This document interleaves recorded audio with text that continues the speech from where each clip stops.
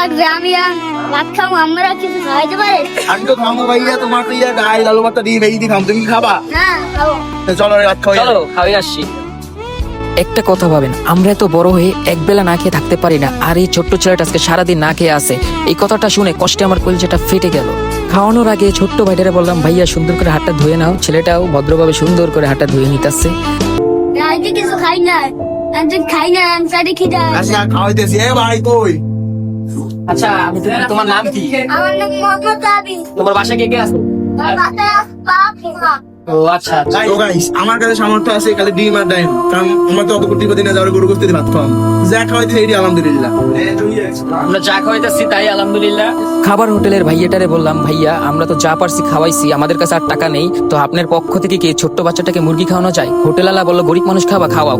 আসলে খাবার হোটেলের মালিকের মনটা খুবই ভালো। তো গাইস, দোকানদার কিন্তু অনেক ভালো, তার জন্য আমাদের মুরগি দিয়েছে তার পক্ষ থেকে। ভাই আমার অনেক ভালো পরিচিত। নাও আমার এই ছোট্ট ভাইয়াটাকে দেখে দোকানদার তার পক্ষ থেকে মুরগিটা দিছে আলাদা খেতে।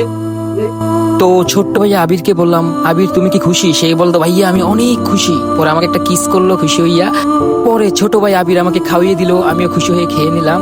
সাথে রিয়াদ বুড়ো দৌড়ে এসে বলে, আমাকেও খাও, আমাকেও খাও। পরে রিয়াদ বুড়োকেও খাওয়াইলো। মহান আল্লাহ তাআলা হয়তো আমার টাকা দেয় নাই, কিন্তু আমার একটা মন দিছে। আমার যদি কোনোদিন অনেক টাকা পয়সা হয়, আমি গরিব দুঃখী মানুষদের রাজা করে রাখবো।